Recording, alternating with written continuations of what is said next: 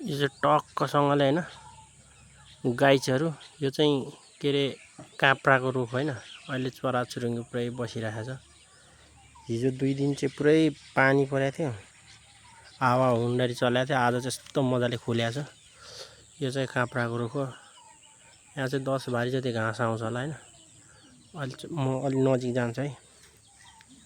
पुरै नजिक जाँदाखेरि चाहिँ उडेको पनि प्राय यसमा म यो भिडियोमा क्याप्चर गर्छु है त चट्टसँगले। अलि म नजिक जाँदैछु कति नजिक जाँदासम्म चाहिँ बस्दो रहेछ भन्ने चाहिँ है सुइँ उड्छ है। अहिले म यो बनाउँदै भिडियोमा हेर्दै जहाँ हिँड्दाखेरि चाहिँ लड्ने पो हो कि। यो चाहिँ पुरै हेर न कति झाममा परेछ। यसलाई चाहिँ काट्यो भने चाहिँ 10 भारी भन्दा बढी आउँछ होला घाँस। यस्तो दामी घाँस हो जङ्गलमा चाहिँ अझै आएर नि बसिरहेको छ है।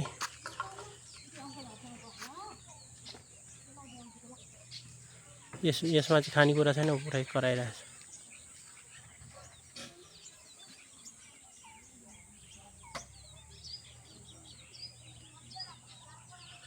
घाँस उड्न सुरु गरे म उडाइदिन्छु है। खै त उडेन है। पुरै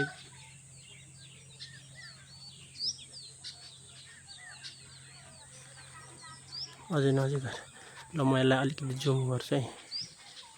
त्यहाँ है पुरै चराहरू हो। यसलाई चाहिँ हामी वनको रुपी भन्छ हैन अनि काठे रुपी भन्छ है के भन्छ त्यसलाई। म चाहिँ उडाउँछु है ढुङ्गा हानेर उडाउँछु है। हेर्दै गर्नु है